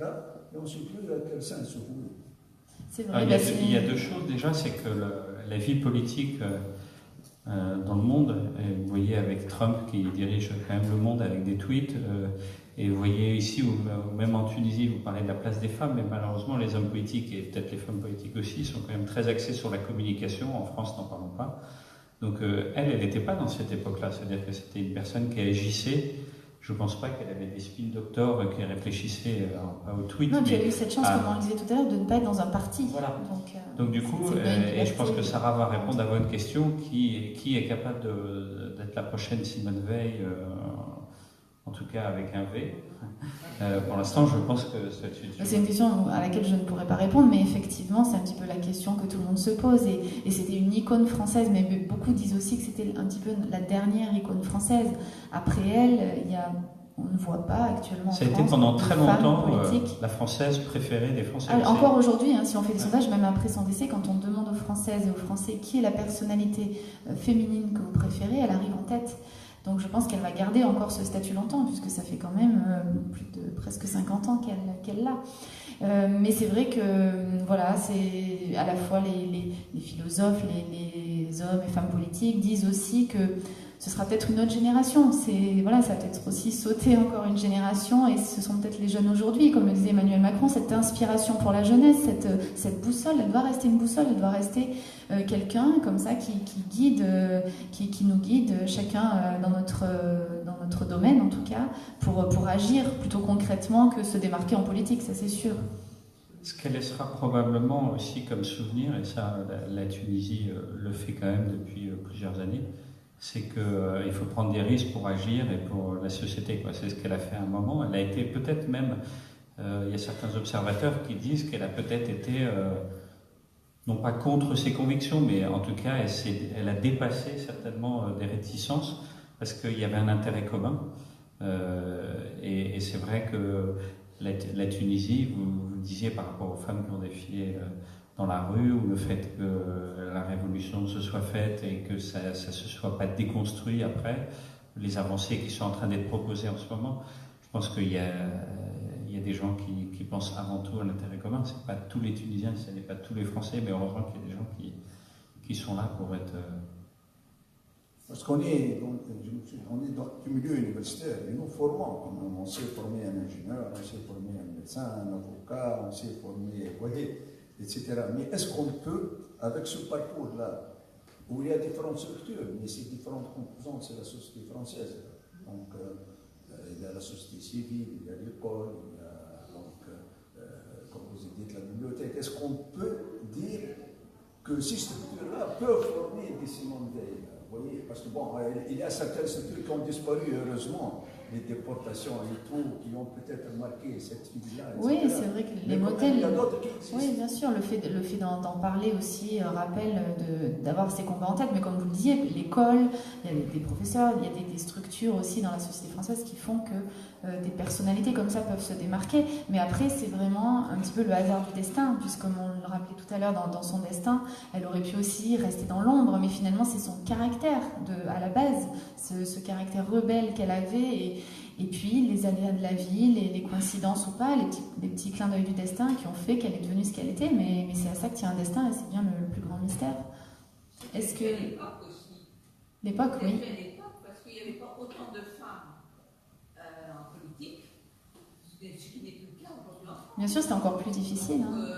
elle se démarquait aussi. Bien sûr. Mais c'était aussi plus difficile. Plus difficile, et effectivement, et quand on sortait du lot, du coup, on remarquait. Oui, c'est vrai. Excusez-moi, moi j'ai une question sur l'entrée au Panthéon. Alors, allez-y, parce qu'il y a un micro là, dès qu'à le passé de... Ah, sinon, j'ai entendu sur l'entrée au Panthéon. Voilà. Pardon. Moi j'ai une question sur l'entrée au Panthéon. Parce qu'il me semblait qu'il y a quelque temps, on ne pouvait plus rentrer au Panthéon aussi rapidement. Oui, c'est vrai, c'est la première fois, je disais, c'est Parce qu'il y avait un délai entre le décès d'un homme ou d'une Bien femme. sûr. C'est la première fois que c'est aussi rapide, entre le décès de la personne et son entrée au Et je Panthéon. croyais qu'il y avait un texte de loi qui prévoyait un certain délai entre le décès Ah, et alors ça, l'entrée je au ne sais pas, mais en Panthéon. tout cas, ça a été possible, oui. Donc c'est ça qui m'étonnait un peu. Oui. Donc, je savais pas C'est vrai que c'est la première fois que c'est aussi rapide, mais je ne sais pas si un texte a été modifié pour ça. Les béatifications, généralement, c'est plusieurs siècles. Mais en tout cas, là, ça a été vraiment C'était très rapide, rapide. puisqu'il y C'est a la un première. an, le jour de son décès est le 30 juin, donc c'est presque un an jour pour jour. Non, mais parce qu'à un moment donné, je crois que c'était, je ne veux pas dire une bêtise, sous la Troisième République, il me semble, mais je ne suis pas sûre, il y a eu beaucoup de personnes qui sont entrées au Panthéon, qu'on a ressorties pour X raisons. Oui, il y en a qui sont sortis. Et c'est pour ça qu'on avait imposé un délai entre les décès et l'entrée au Panthéon. Donc je pensais que c'était encore de rigueur. Ça, je ne peux pas vous répondre sur Ah, l'histoire. la personne qui est entrée au Panthéon avant, c'est juste Pierre Brosselet. Je crois que c'est il y a quelques mois. Et, c'est un Et là, Emmanuel Macron a prévu encore d'autres panthéonisations. Alors, s'il y a des gens qui veulent... Le facteur prédominant. Allez-y, monsieur, mais prenez le micro pour les personnes. C'est vous qui Comment êtes on le entre facteur au prédominant. Alors, dans chaque le fait qu'elle soit pour entrer au Panthéon, européenne. il faut avoir fait quelque chose pour la France. Voilà. Oui, il faut. il y a plusieurs, Mais c'est très vaste. C'est très vaste. événements dans son Ouais. vécu. Il y a la déportation, Ah oui. Ah il y a oui, chez elle. la Oui. défense de Alors après, à chacun. l'avortement, Oui, et il y a qu'elle soit élue présidente du bien sûr. Parlement avec la conciliation allemande. Ouais, je crois qu'il y a plusieurs choses, vous l'avez dit vous-même, D'après c'est vous, l'ensemble d'après de ces combats. Il y a tout ce qu'elle a fait pour ces femmes, et hier le président de la République l'a rappelé, avec elle, ce sont aussi toutes les femmes qui, dans l'ombre, ont souffert, ce sont toutes ces femmes aussi qui entrent au Panthéon avec elle, comme entrent au Panthéon avec elle tous les déportés finalement. Donc c'est vrai qu'il y a plusieurs facteurs. Selon moi, je pense que c'est l'ensemble de ces combats, en fait, c'est cette force qu'elle avait de pouvoir faire changer les choses et ce qu'elle a fait à la fois pour les femmes et puis pour la transmission de la mémoire. Et puis c'est aussi la paix. Donc c'est la paix pour l'Europe, c'est la paix de façon plus large. Donc je pense que c'est vraiment ces trois combats-là. J'en vois pas un. C'est difficile, on peut pas tellement les comparer. C'est difficile, mais je pense que c'est ces trois facettes-là. Mais c'est vrai que sur son épée d'académicienne, elle a fait graver, vous savez que sur l'épée d'académicien ou d'académicienne, chacun choisit les symboles qu'il veut faire graver sur son épée. Et elle a mis au centre de son épée un visage de femme, qui est à la fois le visage de sa mère et le visage à travers elle de toutes les femmes. Donc je pense que quand même cette figure de la femme, c'est un petit peu la source aussi de tous ces combats. Oui, mais pour son mari, je ne suis pas très convaincue. Ah oui, ça c'est à chacun d'apprécier, c'est vrai. Mais c'était un souhait des enfants, c'était entrer au Panthéon, oui, mais ne surtout pas séparer nos parents, ont-ils dit, puisque... On sentait dans le discours de M. Macron qui, oui. Comme s'il voulait un peu insister pour justifier la panthéonisation du couple. Non, mais c'est vrai que, en fait, vous savez, c'est la famille qui décide au final. Pour Simone Veil, je parle, pas pour son mari. Comment? Attendez, je n'ai pas compris. Pour son mari, oui. C'est-à-dire, je ne sais pas, parce que le Panthéon, pour nous, parce qu'on va... Oui, c'est très rare c'est inédit qu'un mari... Pour les grandes figures, Victor Hugo, bien sûr. des militants de la Révolution française. Oui, mais en même temps, Simone Veil n'aurait pas été Simone Veil sans son mari. Donc, le mari. C'est la place des femmes et c'est aussi finalement un mari qui dans l'ombre a tout fait pour que sa femme puisse mener ses combats. Donc c'est aussi très beau et c'était le choix des enfants. Et il y a une anecdote aussi d'ailleurs, Jean Veil raconte qu'il a souvent entendu son père, puisque Simone Veil n'avait pas du tout idée, n'avait jamais émis ni le souhait, ni en tout cas n'avait même eu l'idée qu'on puisse un jour la faire entrer au Panthéon. Mais Antoine, son mari, en était persuadé. Il disait souvent à ses enfants et à Jean Veil, tu verras, ta mère entrera au Panthéon, mais si c'est le cas, essaie de nous trouver un lit à 2 places. Donc, voilà. C'est pas le premier couple en fait qui est entre au Panthéon, puisqu'il y a eu un couple de résistants, c'était il y a quoi, 7-8 ans, qui étaient déjà rentrés au Panthéon. Pierre et Marie Curie, même si lui avait... Oui. Il y a une question de monsieur.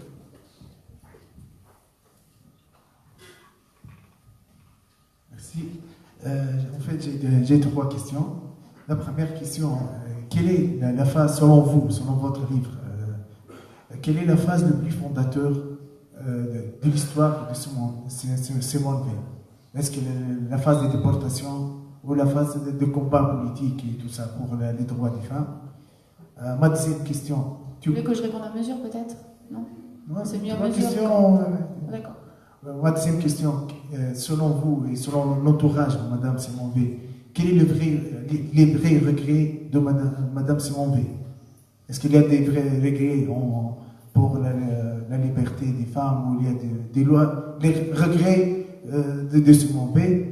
Et la troisième question, c'est pour vous, est-ce qu'il y a un programme et des idées pour vous pour écrire des livres sur des femmes du monde arabe qui ont combattu, comme par exemple le terrorisme ou qui ont lutté pour les droits des femmes pendant les printemps arabes ou avant? Est-ce qu'il y a cette idée dans votre mère? Merci. Merci. Alors la première chose, vous me disiez une phrase comme ça qui pour moi résume un petit peu Simone Veil. J'ai déjà dit en fait tout à l'heure, je crois que la plus belle phrase, c'est celle qui a été prononcée par un de ses amis qui s'appelle Paul Schaffer. C'est un jeune homme qui était à Auschwitz avec elle. En fait, elle l'a rencontré juste derrière le grillage d'Auschwitz. Il avait 16 ans comme elle. Il y avait le camp des hommes et le camp des femmes, donc ils se parlaient à travers le grillage. Et lui a dit... Maintenant, en fait, ce qui est quand même incroyable, comme je le disais, c'est qu'elle, dont les nazis avaient décidé qu'elle devait mourir, est devenue immortelle. Et ça, je trouve que c'est vraiment le plus beau symbole qui soit. Et ce jeune garçon est très touchant quand il raconte, enfin il a maintenant 90 ans aussi, hein, et il raconte qu'ils se parlaient comme ça à travers le grillage, et ils se parlaient un petit peu de leur vie future. Et un jour, Simone Veil a gardé confiance parce qu'il lui a dit... au moment de la marche de la mort, le 18 janvier, il lui a dit en hébreu 18, ça veut dire la vie, donc tu ne peux pas mourir, tu verras, tu vas vivre. Et voilà, donc c'est, comme je le disais aussi, ils ont été très très proches jusqu'à la fin de la vie de Simone Veil. Mais je crois que c'est cette phrase vraiment d'immortalité. Elle qui avait, voilà, à quoi tient un destin finalement? À n'importe quel moment, elle aurait pu mourir. À quoi ça tient? Si elle n'était pas revenue des camps, elle n'aurait jamais eu ce destin-là, évidemment. Et le fait qu'elle devienne immortelle et que maintenant elle entre au Panthéon et qu'elle appartienne comme ça à tous les Français, je crois que c'est la plus belle revanche finalement sur la mort et sur la vie. Votre deuxième question, c'était sur... Les regrets. Ah oui, est-ce qu'elle avait, elle, des regrets? Je pense que, bien sûr, qu'elle voulait agir et que le temps lui manquait, en fait. Elle avait, comme je le racontais tout à l'heure, dans les prisons, elle voulait ne pas perdre une minute pour pouvoir agir. On l'a vu au moment où elle était aussi députée européenne, elle partait en ex-Yougoslavie, voir ces gens qui étaient comme ça déplacés. Et je crois qu'aujourd'hui, elle se serait peut-être... impliquée justement dans le problème des migrants. Donc je crois qu'elle avait bien sûr le regret de ne pas pouvoir aider en fait toutes les personnes qui souffraient, parce que quand elle voyait des gens en prison, justement, elle le disait, personne ne mérite cela, même quelqu'un qui est en prison. Donc ce combat, c'est le combat pour la dignité. Et hier, le président de la République a employé ce mot dignité, et je crois que ça résume très bien ce qu'elle voulait faire. Mais c'est vrai qu'elle disait souvent à ses proches, en tout cas, qu'elle aurait voulu faire plus. Mais voilà, elle n'en avait quelquefois pas la possibilité aussi, parce que le temps politique n'est pas le même temps que l'action qu'elle souhaitait. Mais voilà. Après, elle n'avait pas de regrets, parce que pour elle, elle qui justement aurait pu mourir, tout ce qu'elle vivait ensuite était une sorte de revanche. Donc finalement, c'était aussi du temps gagné sur la vie. Elle en avait peut-être un quand même, c'est que je pense qu'elle aurait aimé être avocate. Oui, alors oui, c'est vrai, merci de le rappeler, ça c'est vrai. Elle aurait voulu être avocate et effectivement, comme son mari le lui a interdit, elle est devenue magistrate, mais elle a pris une voie un petit peu déviée pour agir quand même. Mais c'est vrai qu'elle avait dit à la fin de sa vie d'ailleurs, parce que ce qui est très drôle, c'est que ses enfants, elle a eu 3 enfants, dont un médecin qui est décédé, mais 2 de ses enfants qui sont aujourd'hui encore en vie, évidemment, sont avocats. Et pour eux, c'est une revanche aussi par rapport à leur père. Et en fait, il plaisantait souvent en disant que lorsque Simone Veil se retirait de la vie politique, de la vie publique, eh bien, elle ferait tout pour être avocate, et il montrait un cabinet d'avocats à 3. Oui. Ah oui, il y a une... Ah, la troisième question sur les livres. Sur un livre pour moi ou en général? Non, pour moi. Sur les femmes. Alors j'écris un prochain livre, mais ça n'a rien à voir, c'est sur une femme, alors pas du monde arabe, mais c'est sur Romy Schneider. Mais c'est aussi une femme forte. Voilà, une actrice, la comédienne. En fait, ma question, je voulais savoir pourquoi est-ce que son mari ne voulait pas qu'elle devienne avocate?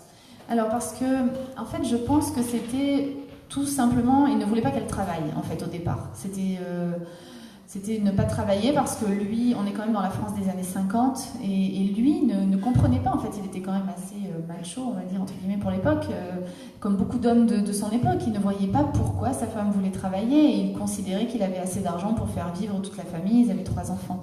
Mais avocate, c'est vrai que c'est un métier qu'il n'avait pas du tout, enfin, il détestait les avocats. Il n'y a pas beaucoup de raisons à cela, mais il trouvait que voilà, il ne voulait pas. Donc c'est un peu bizarre comme ça. J'ai demandé à Jean Veil s'il avait une explication là-dessus. Il dit non, je ne sais pas pourquoi il détestait les avocats. Mais bon, à la base, c'est parce qu'il ne voulait pas qu'elle travaille. Et il s'attendait certainement pas à ce que sa femme trouve une voie parallèle et se dise ah, finalement, j'ai trouvé une profession qui est ouverte aux femmes depuis pas longtemps, qui est magistrate. Et là, il a été obligé d'abdiquer parce que le caractère qu'elle avait faisait que c'était difficile de lui tenir tête. Merci. Je voudrais répondre à la question que vous avez posée au début. C'est le parcours de Simone Veil me rappelle celui de Gisèle Halimi, de l'avocate franco-tunisienne qui a aussi mené un combat d'abord avec l'affaire de Jamila Boubacha en Algérie, et après avec le procès de Bobigny. Oui, c'est ça. Et le même parcours, elle se rassemble beaucoup. Et elle s'en est inspirée d'ailleurs. Simone Veil s'est beaucoup inspirée. Ouais, même Gisèle Halimi était juive tunisienne. Il y avait toujours ce qu'on appelle le modèle d'un juif combattant. À travers l'histoire. Mais je pense que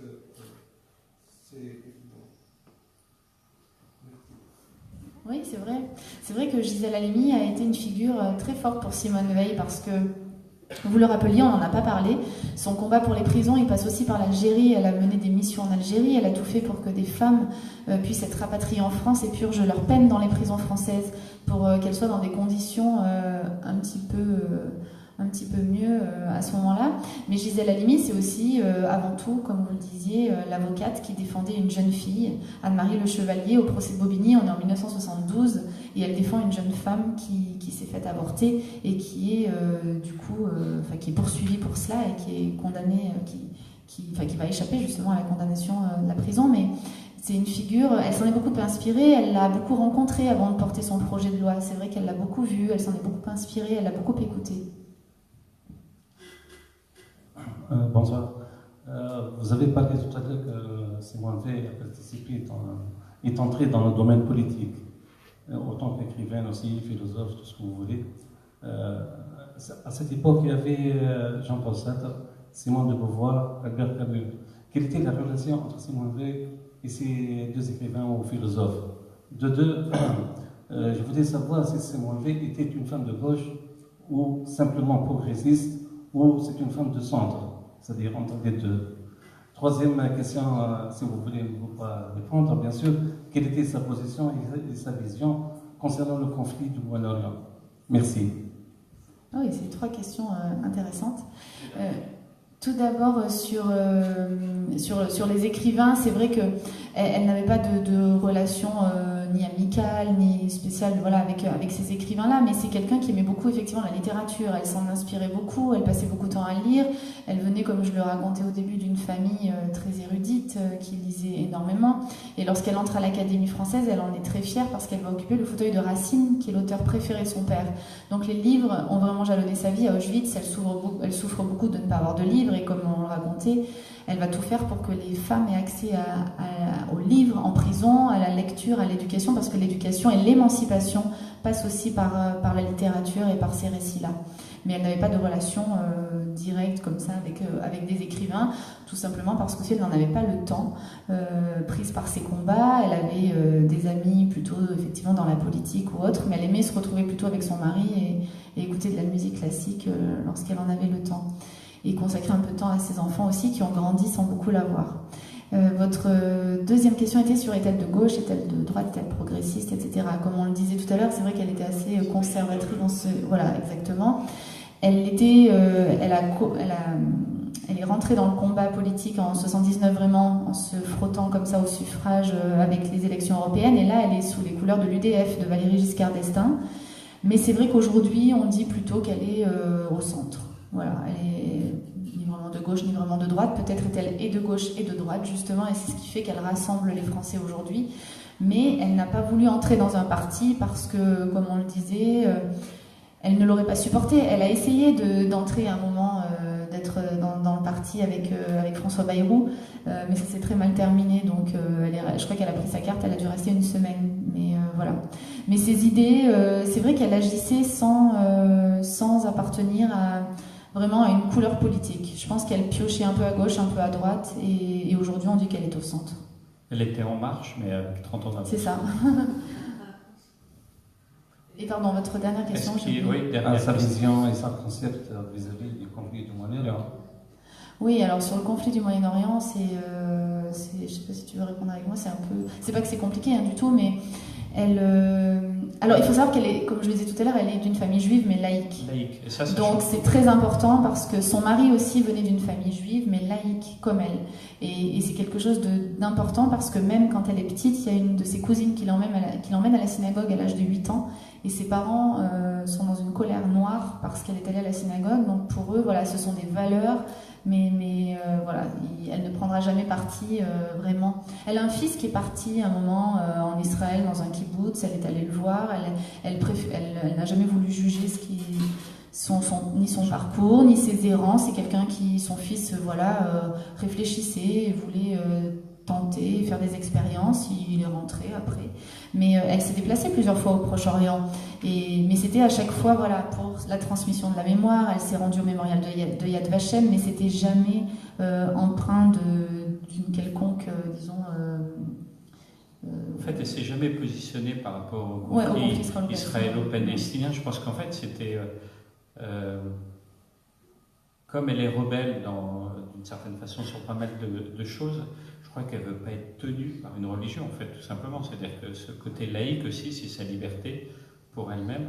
Et effectivement, alors qu'il y a eu quand même des moments extrêmement douloureux pour la région dans les années 75, 80, tout ça, si vous regardez, il n'y a pas de déclaration, alors qu'il y avait beaucoup d'hommes politiques, d'intellectuels et tout qui se positionnaient sur ces questions-là. Exactement. Elle, on ne l'a jamais vraiment entendue. Elle a été proche, disons qu'elle a reçu à plusieurs reprises Serge Klarsfeld, qui pour le coup, lui, était assez militant sur ces questions-là. Ils n'ont jamais abordé vraiment ces choses-là. Et c'est peut-être aussi ce qui fait qu'elle a cette aura, parce que finalement c'est un personnage universel, transversal, pas conflictuel. Je crois qu'elle prenait position à partir du moment, alors non pas d'un point de vue ni idéologique ni politique, mais à partir du moment où les droits humains étaient bafoués. La question des migrants, ce que tu disais tout à l'heure, aurait certainement été quelque chose de central dans son action. Alors il faut quand même rappeler qu'à la fin de sa vie, alors est-ce qu'elle était complètement en pleine possession de ses moyens et tout, il y a eu quand même quelques personnes qui ont été déçues, puisqu'elle a manifesté, elle a manifesté pour tous, donc alors justement pas pour le mariage pour tous, la manif pour tous, voilà, ceux qui étaient opposés au mariage pour tous, donc au mariage homosexuel. Mais comme je vous disais, ça c'est parce que, alors moi j'ai posé la question aux enfants. Quand on voit la photo, on sent qu'elle n'est pas complètement... Non, elle était déjà très fatiguée, et c'est son mari en fait qui était beaucoup plus conservateur pour le coup qui l'avait emmené à cette manifestation, parce que ses enfants le disent aujourd'hui, elle n'aurait jamais accepté d'être dans le même cortège que ceux qui avaient toujours combattu ses idées. Et la seule, pour revenir à ce que vous disiez sur son engagement politique, idéologique, la seule chose par contre, le seul dossier, le seul débat sur lequel elle prenait position, c'était les attaques du Front National. Ça par contre, elle a été extrêmement virulente parce qu'ils sont venus évidemment à de nombreuses reprises, par exemple pendant les élections européennes, ils ont dû perturber ces meetings. Il y a même un moment où Jean-Marie Le Pen vient en personne dans un de ces meetings avec des manifestants et elle les insulte tout simplement en disant cette phrase: vous n'êtes que des SS au petit pied, j'ai combattu pire que vous. Et par la suite, quand elle entendra effectivement que les chambres à gaz sont un détail de l'histoire, eh bien ça la fera sortir de ses gonds. Donc voilà, mais ce sont sur des points à chaque fois qui touchent finalement à ce qu'elle a vécu, qui touchent à ce qu'elle veut transmettre. Voilà, mais c'est jamais pour de la politique pure, quoi. Et l'autre chose aussi, son entrée au Panthéon, c'est aussi significatif puisqu'elle a toujours dit quelque chose qui est qu'il ne faut plus jamais que ça, parce qu'elle disait ça, oui, c'est un arrive combat à nouveau. européen. Et en fait, on voit bien, on est dans une société aujourd'hui bousculée où des choses peuvent arriver. Il y a eu plein d'attentats d'un côté, il y a eu Daesh qui est arrivé, même il y a des exécutions partout ailleurs.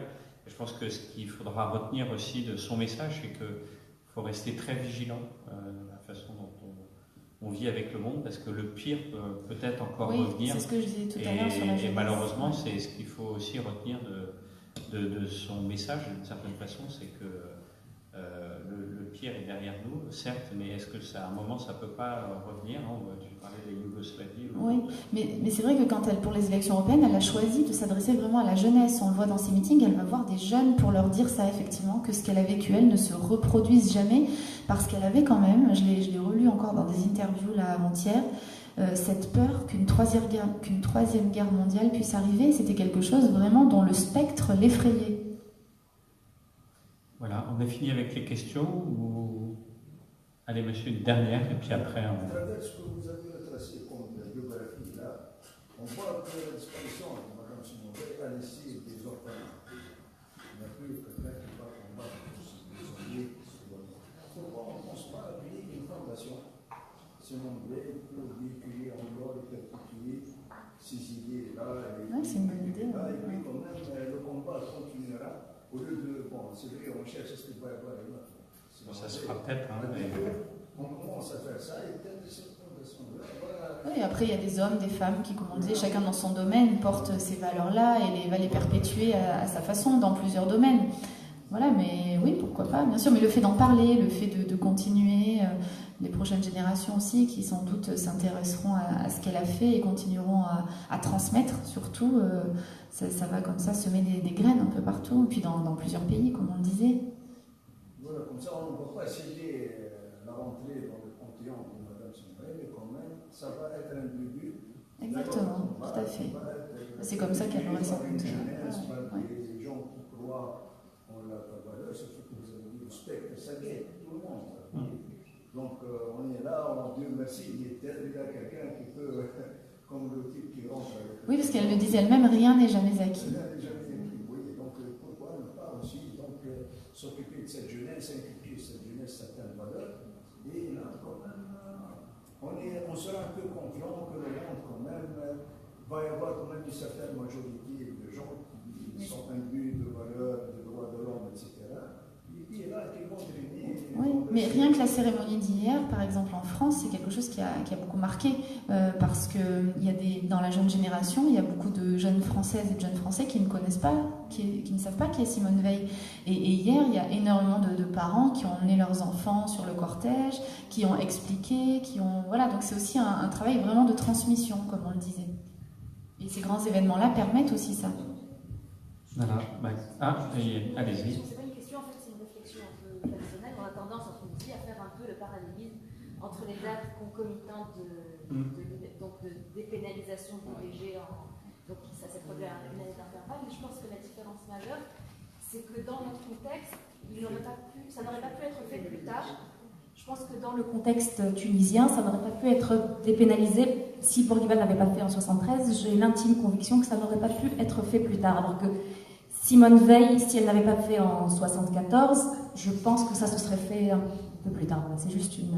c'est intéressant. Si vous permettez, dans le même prolongement d'idées, parce que le génie de Bourguiba, en fait, c'était d'anticiper. Bourguiba, son génie, c'était ça, c'est anticiper. Donc, le fait qu'il a promulgué des lois en faveur de la femme, et c'était pour vite avancer vite sur le plan social, parce qu'il estimait que la Tunisie n'a pas vraiment de ressources, il a misé sur le Tunisien en tant que principale ressource. Et juste, dans le même ordre d'idée, c'est dire qu'aujourd'hui, les acquis qu'on a, et les acquis qu'a la femme tunisienne, ils sont fragiles dans un contexte où on doit franchement les reconquérir. Parce que la femme tunisienne, moi je suis active dans la société civile, je côtoie de près des femmes, les femmes, pas de ville on va dire, hein. C'est les femmes paysannes, les femmes, j'échange pour comprendre mieux et pour alerter, entre autres, avec plein d'associations, sur ces acquis. Les acquis sont fragiles et on doit les reconquérir. Donc, c'est vrai que Bourguiba était, entre guillemets, Simone Veil Mais quelquefois, c'est vrai que ça passe par des hommes voilà. aussi. Hein, ça passe par des hommes, non, c'est le principal. Non, c'est juste pour dire que nous, actuellement, je pense que la femme tunisienne doit prendre conscience de la fragilité de ces acquis qui sont tellement importants quand on voit Simone Veil comment elle a fait pour vraiment arriver à promulguer, à ce que cette loi soit promulguée, etc. Et a eu l'adhésion de tous les Français. Moi, je pense que nous-mêmes, aujourd'hui, les femmes, on a plein de femmes militantes et toutes les femmes tunisiennes doivent être debout pour préserver ces acquis. Merci. Merci.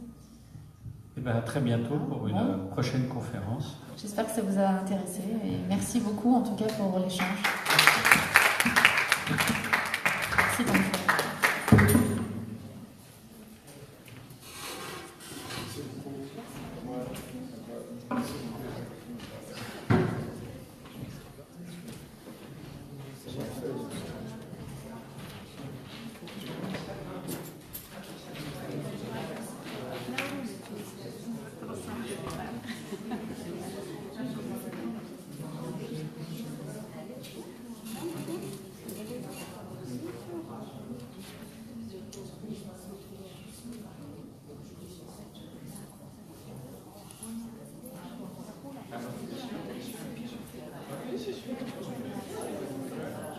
chose.